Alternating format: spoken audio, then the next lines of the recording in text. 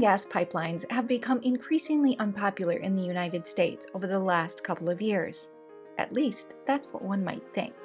But a new poll suggests that the correlation between climate change fear and pipeline opposition isn't as obvious as it's often presented in the media. According to a recent poll conducted by Wakefield Research on behalf of the Association of Oil Pipelines, Americans have two seemingly contradictory concerns. Number one, they are concerned for the climate.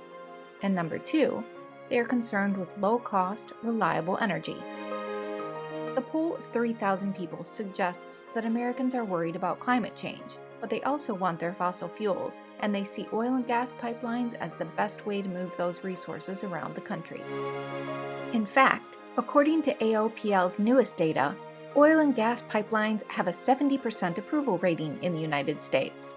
That's despite the highly publicized pipeline protests. According to the majority of Americans surveyed, pipelines are the safest, most economical way to transport fossil fuels, which they are partial to keeping around, for now.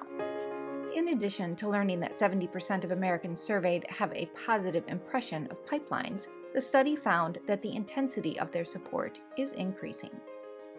On the other hand, 68% of all Americans reported steady concern for the climate over the past year.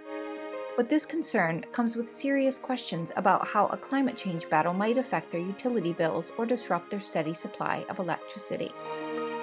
The poll also showed that Americans aren't really buying into the notion that canceling oil pipelines is the best way to combat climate change, with more than half of the survey's respondents disagreeing. An even greater number of respondents disagreed with any method of addressing climate change that would cause oil and gas workers to take a pay cut when shifting to a greener job.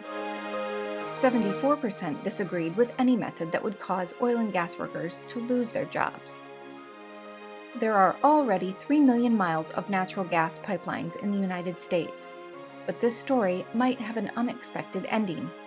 Any American opposition to pipelines might turn out to be unfounded, because that same massive pipeline infrastructure could end up transporting hydrogen, the holy grail of renewable energy. That's the real pipeline paradox.